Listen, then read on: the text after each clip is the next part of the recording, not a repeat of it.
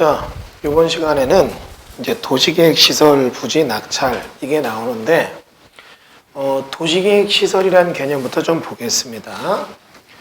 도시계획의 도시라는 개념부터 좀 볼게요.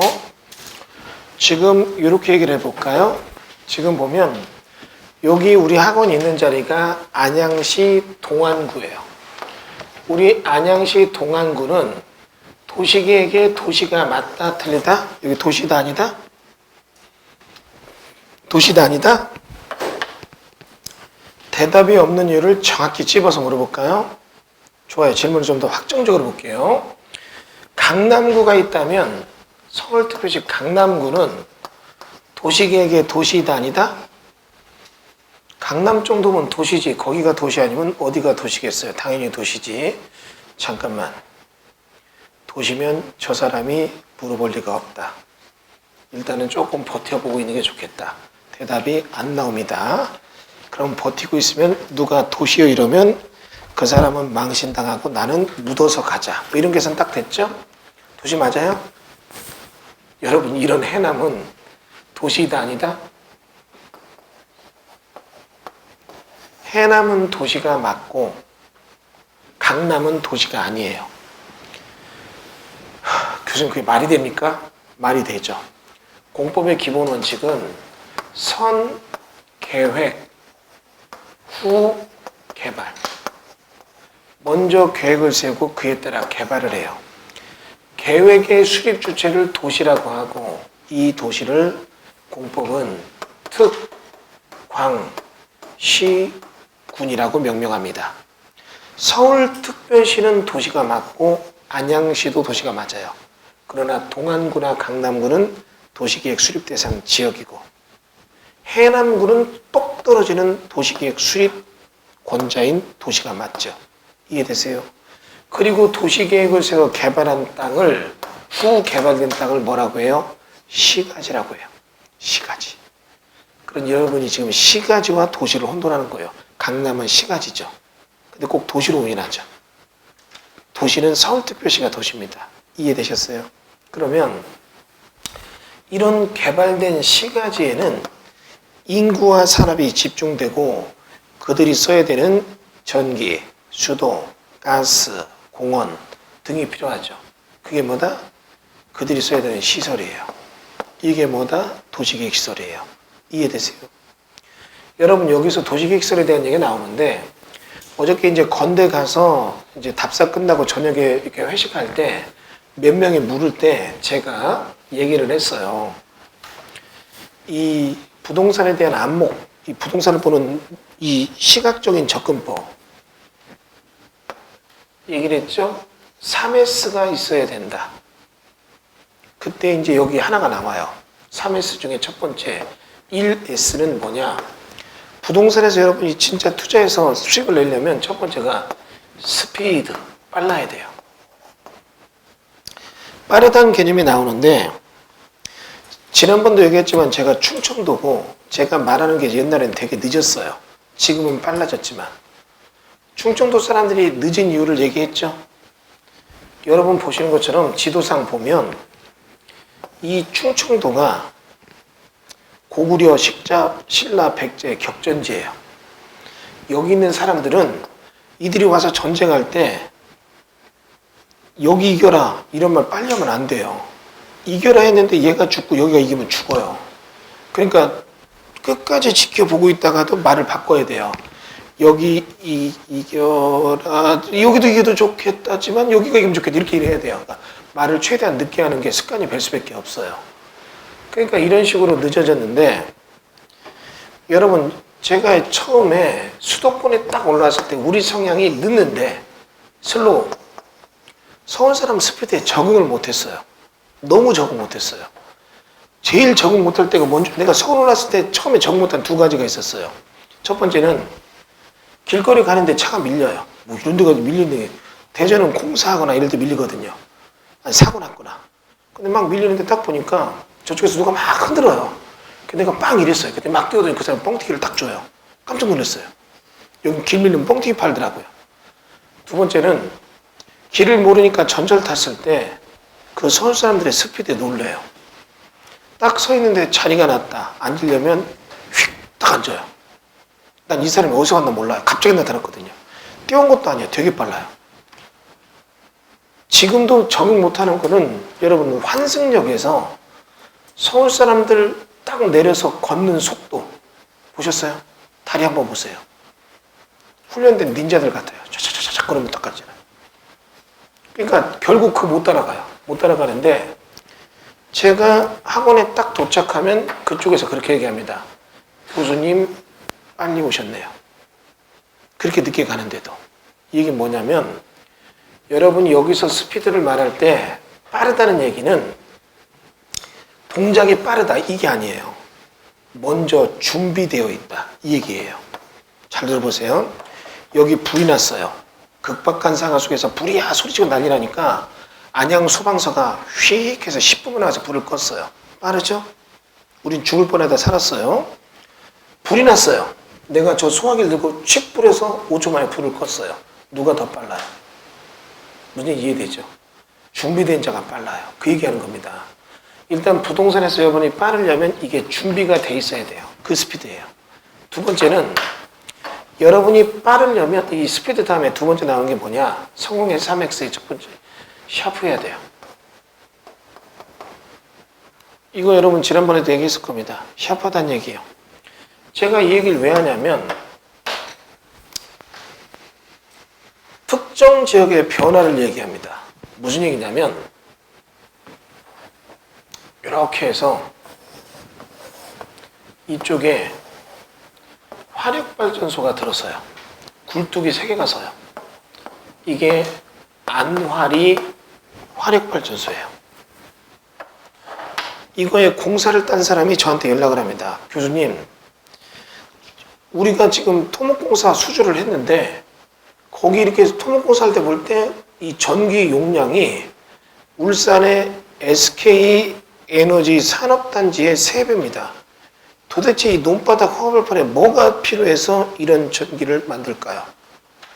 여러분 그때 이게 8주가 끝나고 나자마자 고덕 국제신도시에 삼성전자가 들어오는 게 발표되면서 평택 집값이 뛰기 시작해요.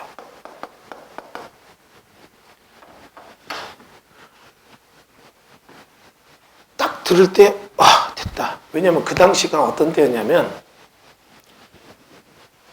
엄한 데서 일이 틀어져요. 삼성이 들어오고 고덕이 큰다 할 때 이게 MOU만 돼 있고 진행이 안 돼요. 근데 그 당시에 갑자기 대전의 세종시에서 무슨 문제가 터졌냐면 노무현 대통령이 세종시에다 신도시 만든다고 발표하고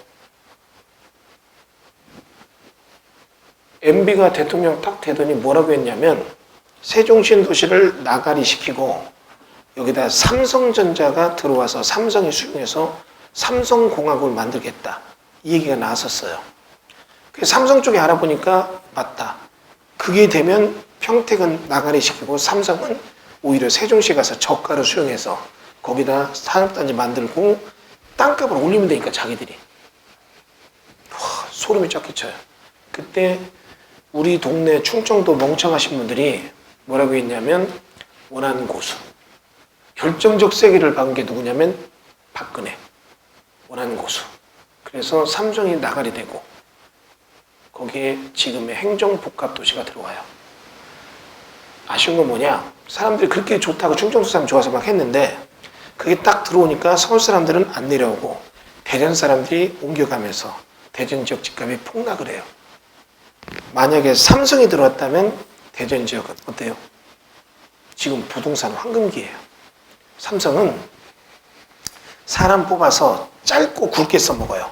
월급 다른 데 2-3배 주고 다른 데 10년 일할 거 1년에 막 뽑아서 막 일시켜요. 삼성에 근무하는 사람 특성이 있어요. 집이랑 회사랑 멀면 못 견뎌요. 다 똘똘한 사람 뽑고 다 똘똘하게 열심히 일해요. 그러면 한계는 뭐냐? 퇴근 시간이 2시간 걸린다, 1시간 걸린다. 퇴근 시간이 10분 걸린다. 누가 올랐을까요? 이해되시죠? 인근의 집으로 수요자가 몰릴 수밖에 없어요. 이런 구조가 있었다고요. 그러니까 평택은 그걸 알아보고 평택에 지금 집들을 엄청 많이 졌잖아요. 왜? 삼성 들어온 다음에 집을 짓기 시작하면 수요자들이 수요가 더 높아지면 집값 못 잡아요. 그 평택은 지금 집이 그걸 내다보고 너무 많이 졌기 때문에 평택은 집값이 안정됩니다. 평택에 갭 투자는 하지 마세요. 여러분 이런 스토리가 뭐다? 샤프하다는 얘기예요. 이해되세요? 물론 더 중요한 게 뭐냐? 스마일.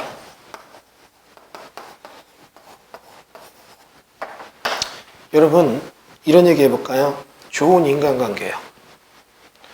사람이 사람을 얼굴 볼 때 저 사람에 대해서 좋다, 부담이 없다 이런 느낌이 있어야지 커요. 무슨 이해되죠? 저는 중개업은 제 수술 안 하려고 합니다. 저는 제 표정을 제가 알아요. 안 맞아요. 최대한 부드럽게 할래도 안 돼요. 막 일이 진행될 때 나도 모르게 표정이 강해지니까. 경매는 그런 대로 맞아요.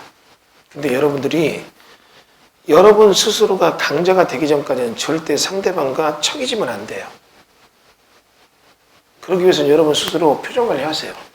저는 앞만 바빠도 아침에 양치질하면서 혼자 거울 보고 5분 이상 웃는 연습하고 딱 웃지 말고. 왜 웃어? 연습해서 이만이나 한 거야. 하여튼 좋은 인간관계예요. 얼굴 보면 수업 들을 때 저 사람 나한테 뭐 기분 나쁜 게 있나, 내 수업이 마음에 안 드나, 그런 분들이 있어요. 만나서 얘기해보면 멀쩡해요. 아 그렇지가 않은데. 그러면 그분은 벌써 수업 시간 2시간 동안 나한테 보이지 않게 거리감을 준 거예요. 이유 없이. 벌써 거기서부터 나는 수업 들을 때 편안하게 이해되고 좋은 느낌이 있다 이래야 되는데 그렇지 않다. 그럼 나는 그 사람한테 벽을 쌓는 거죠. 그 사람 이유 없이 나랑 멀어지는 거예요. 그거는 그 사람의 문제예요. 내 문제가 아니라. 그럼 여러분이 이런 거에 대해서 생각 잘 해보셔야 돼요. 이해되시죠? 그러면 이런 얘기를 제가 지금 얘기하는 게 뭐냐면 이 중에 샤프하다는 얘기 있죠? 여러분이 어느 지역에 뭘 투자한다면 그 지역에 도시 기본계획이라는 도시계획을 봐야 되는데 이런 도시계획을 보면 이 지역의 인구를 얼마나 넓히고 주택을 얼마나 넓히는가 이런 게 나온다고요. 이식기 지난번 종강 파티 할 때 이식기 부회장님이 왔어요. 교수님한테 도시기본계획, 그분은 이제 사관원이 아니라 중개 쪽에 대한 공법 경매 사관이 아니라 중개 쪽에 대한 어떤 도시 공법 교육을 배웠는데 사관원도 배운 분인데 교수님한테 이거 보고 자기가 평택에 대출을 해줘야 되니까 평택시에 대한 얘기를 쫙 다 봤더니 와 너무 10년 동안 주택 공급 몰아놨대요. 왜 이렇게 몰아놨느냐? 인구보다 주택 공급이 더 빨라요. 그러니까 원래 인구랑 주택이 같이 오면 좋은데 이게 참 맞추기 힘들잖아요. 근데 여기는 주택 공급을 빨리 내놨대요. 너무 많대요. 이렇게 올려놨어요. 근데 사람은 아직 삼성이 들어와야 되니까 이렇게 올라오죠. 그럼 요 갭이 많잖아요. 이게 빈집이에요 다. 이 사람 들어도 집이 널리니까 집값이 안 오르잖아요. 근데 이런 얘기 해볼까요? 여러분 우리가 알고 있는 경제이론에 보면 사과가 1,000원 하는 게 2,000원으로 오르면 수요는 준다 는다? 준다. 배웠잖아요. 1,000원 하는 사과가 500원이 되면 수요는 는다 준다? 는다. 배웠잖아요. 이 이론을 부동산에 딱 넣어보세요. 아파트 값이 오르면 수요는 는다 준다? 늘어요. 오르기 전에 사야 되니까. 아파트 값이 내리면 싸니까 사는 게 아니라 어떻게 해요? 가격 빠지니까 어떻게 해요? 팔아야 된다. 서로 팔려고 내놓으니까 더 떨어진다. 이해되세요? 우리가 생각하는 수요 공급의 법칙과 안 맞아요. 주택은. 왜? 필수적인 것도 있고 투기적 요인이 작용하니까. 즉 집을 사는 거에 대한 거주 목적. 그러니까 이런 건 얘기해 볼게요. 여러분 이 물병을 사서 물을 마실 때 내가 필요에 따라 사는 거지.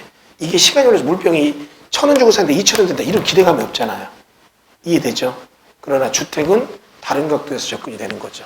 이해되세요? 그렇기 때문에 도시계획을 보면 이런 걸 맞춰서 평택시는 나중에라도 이게 지금 주택공을 여기서 안 해주고 동시에 하면 들어오는 사람들이 집 살려고 난리잖아요. 그러면 어떻게 해요? 집값은 폭등을 한다. 폭등한 상태에서는 못 잡아요. 이거 복잡해지죠. 이해되시죠? 그러니까 평택시는 주택공급을 먼저 더 해놓고 들어오는 사람들이 인구가 늘 때 얼마든지 집을 살 수 있게 했다. 그러니까 평택이 미분양의 무덤은 지금 맞아요. 아파트를 사도 이거는 안 오른다. 이런 계산이 나오죠. 이게 샤프한 거예요. 이해되세요? 그분이 이걸 보고 얘기하더라고요. 그래서 확실히 그 사람이 대출 쪽을 일을 하니까 이게 나중에 채권의 수가 안 될까 오를까 안 될까 이런 거 연구를 많이 해서 딱 던지면 흡수하더라고요. 그러면 결국은 도시계획 시설이라는 것은 선계획 후 개발이라 현재 필요한 걸 만드는 게 아니라 미래에 필요한 것을 먼저 계획을 세워서 확정하고 나중에 필요할 때 수용해서 보상을 해야 되는 거예요. 그럼 이렇게 해서 만든 게 뭐다? 도시계획 시설이에요. 이해되셨어요? 다시 볼게요. 그때 필요한 걸 그때 사는 게 아니라 먼저 계획을 세우고 나중에 사요. 그럼 계획을 세웠는데 그 땅에다 민간들이 개발을 하면 수용할 때 힘들어지잖아요. 그러니까 선 계획으로 먼저 이거를 지정하고 후 수용으로 넘어가야 되는데 요 사이에 뭐가 필요하느냐? 사개발을 스톱해야 돼요. 여기서부터 문제가 생깁니다. 사개발이 스톱돼 있고 이게 이제 수용돼서 보상으로 가는 건데 경매 쪽 공부보다 조금 오르는 좀 총론으로 넓게 봐요. 여러분 이런 얘기 해볼게요. 어느 특정 지역이 어떤 도시로 넘어갈까 기본 계획을 잘 보면 보이거든요. 이 동네 부동산 뜬다 안 뜬다가 보여요. 예를 들면 이런 얘기를 한번 해볼까요? 예. 옛날에 모 교육에서 양평이 뜬다 양평이 뜬다 얘기했었거든요. 어제 제가 양평 갔다 왔는데도 거기 사람들이 보고 얘기해요. 양평이 뜬다. 그래서 그때 투자한 사람도 있더라고요. 그때 중개업 하는 사람들. 다 물렸어요. 일부는 압구정동 현대아파트 팔아서 양평 산 사람이 있어요. 그 사람은 거의 폐인됐어요, 지금. 왜냐면 압구정 현대아파트 그때 가격 뛰면 지금 5배 뛰었어요. 그러니까 여러분 1,000만 원짜리가 5배 뛰는 거 말고 5억짜리가 5배 뛴다는 거 생각해요. 10억짜리가 5배 뛴다. 이건 사람 미치는 거예요. 근데 그 사람의 산 땅은 5배 내렸어요. 5분의 1로. 벌어도 시원찮은데 이렇게 된 이유가 있죠. 왜? 양평의 도시 규모 보면 인구가 6만 7천이 사는 도시를 만든다. 그 당시 양평 인구가 6만 7천이에요. 다시요. 양평의 선계획 후 개발로 개발하기 위한 시가지는 양평시 면적의 3%를 만든다. 그 당시 양평의 시가지가 3%예요. 변화를 준다 안 준다? 없어요. 이해되시죠? 양평의 도시계획 시설을 보면 초등학교 숫자 그대로, 중학교 숫자 그대로, 고등학교 숫자 그대로. 이해되세요? 도로 넓히는 것들도 양평이 필요해서 하는 게 아니라 양평을 지나가는 도로를 만드는 개념으로 만들어요. 양평 넘어서 저쪽 갈 때 길이 안 좋으니까 넓힌다는 게 나오는 건 이거는 넘어가는 길이지 여기가 좋아서 만드는 게 아니잖아요. 도대체 여기에 사서 뭐 어떻게 하겠다는 거예요. 이해되세요? 양평시 도시계획 2030 보면 무슨 저녁 야시장 활성화 뭐 이런 거 나와요. 관광객 많이 와서 좀 사고 가게 하자. 그리고 양평에 보면 이제 맨 그래서 뭡니까? 땅 사서 전원주택 지어서 전원주택으로 인구를 넓히겠다 이런 게 나오죠. 양평의 인구가 약간은 늘었어요. 늘은 이유 이제 물과 군에 대한 수업 우리가 할 겁니다. 양평은 수질보전 특별대책 1권역이 많아요. 1권역에서는 개발을 하려고 할 때 그냥 막 개발되는 것이 아니라 양평은 뭐가 문제인 줄 아세요? 6개월 이상 거주한 사람들이나 개발하지 일반인은 개발 안 시켜요. 원주민들 위한 행위자는 많아. 그럼 어떻게 해요? 개발하려면 위장전입이 많아요. 6개월 거주해놓고 그 다음에 개발하면 살려고. 그 호수에 대한 인구가 좀 느는데 그거는 시 재정에는 전혀 영향이 없어요. 여러분이 살면서 써야지 위장전입은 안 되잖아요. 그러니까 이런 데는 어떻게 해요? 해당 지역에 발전이 있다? 전혀 그렇지 않아요. 그 당시에 내가 계속 얘기한 게 뭐냐? 얘기했습니다. 결국은 그런 데 사면 안 됩니다. 살려면 화성, 평택, 용인에 사야 됩니다. 그게 언제냐? 2005년도예요. 여러분 이 지역의 땅값은 얼마나 됐나 보시라고요. 근데 이걸 딱 보면 써 있어요. 인구, 예를 들어 평택 같은 데는 그 당시 인구가 20만인데 인구 이번에 130만 통과하려고 했는데 경기도가 안 해줬어요. 국토부에 압력받고 98만, 99만. 저 벌써 왜 100만이 넘어가면 별도 광역시로 넘어갈지 모르니까. 그러면 국가는 특별시 광역시는 직접 상대해야 돼요. 근데 경기도가 있으면 밑에 31개 시군은 경기도만 상대하면 경기도가 나눠주는 거예요. 이해되죠? 내가 직접 상대하는 지자체가 많은 듯한 작은 게 좋잖아요. 평택에 대한 토지 내용, 시가지율이 그 당시가 14%인데 전체 면적의 35%를 시가지로 만든다. 다르죠? 다시요. 도시계획시설 보면 도로를 지금보다 3배 더 넓힌다. 수도 용량은 몇 톤 이상을 더 올린다. 학교는 초등학교가 몇 개인데 그 4배를 더 만든다. 막 이런 게 나온다고요. 이걸 보면 앞으로 이 동네는 엄청 뜰 거라는 걸 알 수가 있잖아요. 이해되세요? 다시요. 여러분이 이런 도시계획 시설에 대한 것들은 미래를 위해서 미리 만들어 놓고 그 집행하는 단계예요. 용인, 그 당시 용인시 인구가 30만, 용인시 기본계획은 140만이 사는 도시. 용인은 이미 통제를 못해요. 100만 넘어갔어요. 왜? 용인은 베드타운 개념이었잖아요. 근데 베드타운 개념의 용인에 인구가 이렇게 늘면 그들이 써야 되는 도시계획시설 느는 게 당연히 나오겠죠. 이해되세요? 인구가 이렇게 늘면 용인 같은 데에서는 그 다음 나오는 게 뭐겠어요? 토지계획이 나오겠죠. 그러니까 용인은 계속 시가지가 만들어지는 거예요. 결국은 도시계획이라는 걸 가만히 보면 도시계획 속에서 그 도시가 정말 어느 정도나 값이 오르고 성장할지가 보여줘요. 이해되죠? 다만 이런 거 조심하세요. 경매로 다가구를 딱 사는 사람이 얘기합니다. 이 옆에 신도시 들어오는데 그래서 아파트 잔뜩 짓는데 이거 들었으면 여기 부동산 더 뛸 거야. 맨 땅은 오르지만 다가구는 아니죠. 왜? 신도시로 주택이 공급되면 주택 공급에 수요자들이 글로 들어가지 일로 안 오잖아요.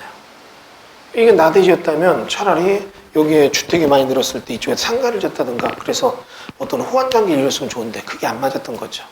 그런데 이러한 도시계획 시설이라는 것들이 지정이 됐을 때 이제 서두 설명입니다. 선계획 후 개발로 사개발이 스톱되고 수용 보상이 돼야 되는데 얘들이 이렇게 수용 보상하는 걸 집행이라고 해요. 문제는 비교를 해봅니다.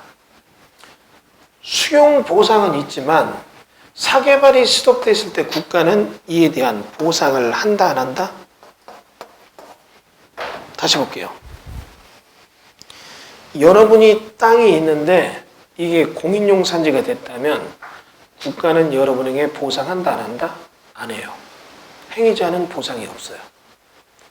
그런데 보상이 없는데 이게 시간이 너무 길게 넘어가고 행위제한이 너무 커졌다. 그러면 수용과 유사한 사유재산 침해의 논리로 가면 이거는 보상을 해야 된다는 판례가 등장을 해요. 그러면서 이 제도가 2000년도부터 힘을 발휘해요. 아쉽게도 저는 이걸 제가 중개사 공부할 때 못 배웠어요. 그 이전에 수업을 들었으니까. 근데 이제 이렇게 돼서 수용유사 침해 논리에 따라서 이런 거를 보상을 해야 된다는 개념에서 2020년도 7월 1일 날 법규가 바뀌면서 20년 미집행은 실효돼서 없어져야 된다. 그리고 10년 미집행은 국가가 일정 경우에 사줘야 된다. 이런 복잡한 얘기가 나오기 시작해요. 그런데 여기서 또 하나 얘기입니다. 오늘 교재는 안 보지만 일단 이 수업이 중요한 이유가 있어요. 뭐냐? 이 얘기입니다. 지금 현재 이렇게 복잡한 얘기가 나올 때쯤에 2019년도가 딱 됐고 2020년 7월 2일이 되면 도시계획 시설이 돼 있어서 사개발이 스톱되어 있는 땅들이 대규모 해제가 예견되고 있습니다. 그럼 이게 해제됐을 때 갑자기 거기에 엄청나게 많은 사개발이 진행되게 될 때 이거는 불보듯 뻔한 난개발이 돼요. 자, 이런 얘기 해볼까요? 억제됐을 때 욕구입니다. 억제됐을 때 욕구. 인간이 어느 정도 욕구가 충족되면 그거에 대해서 감각적으로 너무 기대감이 커지질 않아요. 예를 들면 여러분이 주기적인 식사를 한다면 식욕에 대한 욕구가 그렇게 커지지 않아요. 그죠? 자, 가정을 해서 설명드려볼까요? 우리 여기 남자분은. 만약에 짜장면 좋아하세요? 그러면 몇 그릇 정도 먹으세요? 곱빼기 하나 먹어요? 한 그릇 정도 먹어요? 곱빼기는 안 먹고? 한 그릇 정도 먹죠? 본인이 강원도에 놀러 갔다가 비가 많이 와서 고립됐어요. 그래서 5일 정도 굶었어요. 그리고 비가 그쳐서 길이 나서 그 길로 내려왔어요. 5일 동안 굶고 내려서 비 쫄딱 맞고 쫄쫄 굶고 딱 내려서 버스를 기다리는데 앞에 짜장면집이 보여요. 그럼 그때는 한 그릇만 먹을까요? 예? 한 그릇 끝까지 한 그릇? 그럼 내가 수업을 진행 못해요. 적어도 곱빼기는 먹지 않을까요? 배고프니까. 그때도 한 그릇이에요? 곱빼기 한 그릇. 당연한 것 같은데. 억제되어 있는 사람은 그게 풀리려고 할 때 굉장한 어때요?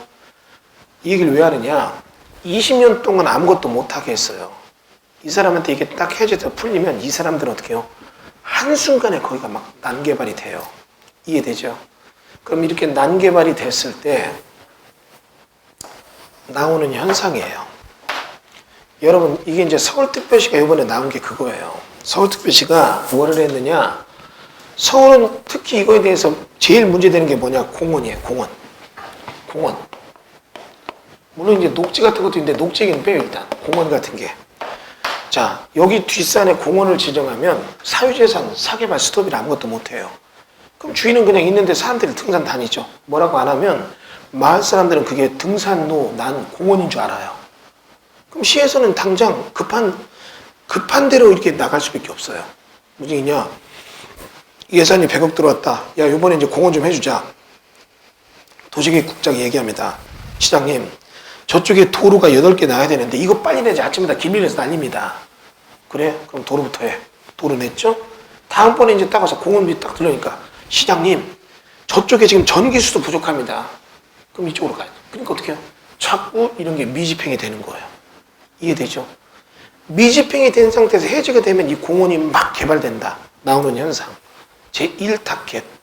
여러분, 강남역이 최고의 도시계획 설계를 자랑하는데 왜 1년에 2번씩 물에 잠기느냐? 옛날에 만든 도시계획 설계 때문에 그래요. 역삼역이 높죠.